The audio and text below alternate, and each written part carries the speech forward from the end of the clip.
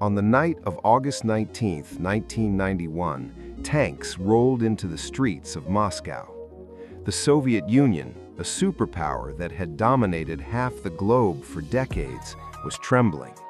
A group of hardline communists had launched a coup, hoping to reverse reforms and seize control. As fear spread, one man climbed onto a tank outside the Russian parliament building, raised his fist, and called on the people to resist. The image would circle the world within hours. In that moment, Boris Yeltsin was no longer just a politician. He became the face of the Soviet Union's collapse. Boris Nikolaevich Yeltsin was born on February 1, 1931, in the small village of Butka in the Ural region of Russia. His childhood was marked by hardship. His family suffered under Stalin's collectivization policies, and his father was imprisoned in a labor camp, leaving a deep scar that would later shape Yeltsin's distrust of authoritarian power. Growing up poor and restless, Yeltsin developed a blunt, impulsive personality that would define his political life. He studied construction engineering in Sverdlovsk, where he gained a reputation as a hard worker and a man who spoke plainly. Like nearly all ambitious Soviet citizens, Yeltsin joined the Communist Party, and his rise through its ranks was steady. By the 1970s, he had become a powerful regional party leader, overseeing large construction projects and enforcing party discipline. At this stage, he was very much part of the system he would later dismantle. Yeltsin's transformation began in the 1980s under Mikhail Gorbachev. As Gorbachev introduced reforms known as perestroika and glasnost, Yeltsin emerged as an unusually outspoken figure. Appointed head of the Moscow Communist Party organization, he shocked colleagues by publicly criticizing corruption, privilege, and inefficiency within the party elite. This was unheard of in Soviet politics. His bluntness made him wildly popular with ordinary citizens and deeply hated by party conservatives. In 1987, Yeltsin was removed from his post after clashing openly with the party leadership. The humiliation nearly ended his career, but instead it pushed him further toward open opposition. He reinvented himself as a populist reformer, railing against the privileges of the ruling class and positioning himself as a man of the people. In 1989, he won a seat in the newly formed Congress of People's Deputies with overwhelming support. The Soviet Union was unraveling. Economic shortages worsened, nationalism surged in the republics, and faith in communist ideology collapsed. In 1990, Yeltsin made a decisive break by resigning from the Communist Party, an act of political defiance that would have been unthinkable just years earlier. That same year, he was elected chairman of the Russian Supreme Soviet, placing him at the head of Russia itself, distinct from the Soviet Union. The confrontation between Yeltsin and Gorbachev came to a climax in August 1991. When hardliners attempted to overthrow Gorbachev, Yeltsin became the center of resistance. Standing atop the tank, he called on soldiers to defy illegal orders and urged citizens to defend democracy. The coup collapsed within days. Gorbachev returned to power weakened, while Yeltsin emerged as the dominant political force. By the end of 1991, the Soviet Union ceased to exist. On December 25th, Gorbachev resigned, and the red flag was lowered from the Kremlin for the last time.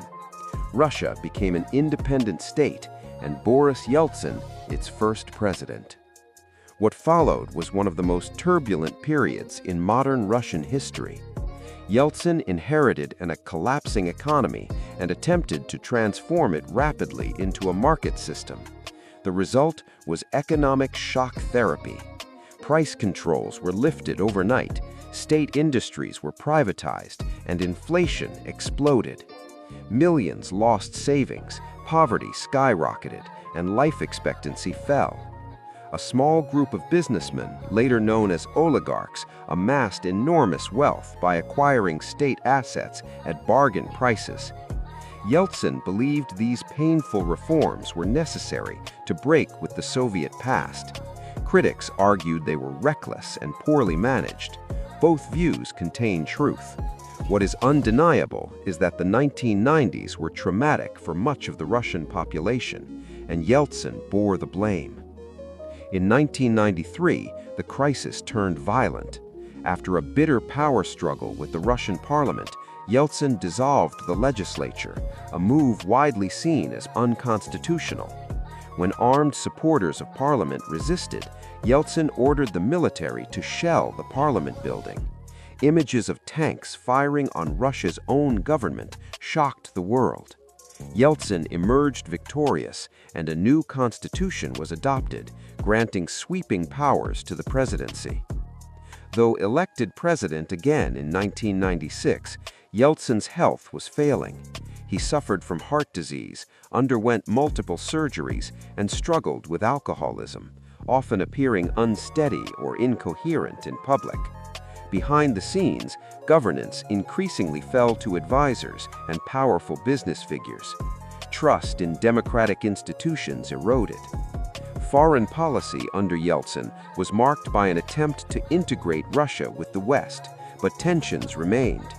NATO expansion fueled resentment, and Russia's brutal war in Chechnya further damaged Yeltsin's reputation, home and abroad. The promise of democracy seemed fragile, even chaotic. Yet, despite his failures, Yeltsin accomplished something historic. He dismantled a one-party authoritarian system without plunging the country into full-scale civil war. He allowed independent media, competitive elections, and political pluralism. Even when criticized harshly, he tolerated dissent in ways his predecessors never would have. On December 31, 1999, Yeltsin resigned unexpectedly in a televised address, apologizing to the Russian people for his mistakes. He named Vladimir Putin as his successor, hoping to ensure stability and continuity. The decision would shape Russia's future in ways Yeltsin likely never imagined. Boris Yeltsin died in 2007, a deeply controversial figure. To some, he was a reckless destroyer who presided over chaos and humiliation. To others, he was a flawed but genuine reformer who opened the door to freedom after decades of repression. Both views are true. Yeltsin was not a careful architect of democracy. He was impulsive, emotional, and often inconsistent. But he was also brave enough to confront the system that had shaped him and reject it publicly. He understood instinctively that the Soviet Union could not survive, and he was willing to stand in front of tanks to prove it. History rarely offers clean heroes. Boris Yeltsin's legacy is messy, contradictory, and unfinished. But without him, the Soviet Union might have ended very differently. And for one brief moment in history, a man with no script, no certainty, and no safety net helped bring an empire to an end.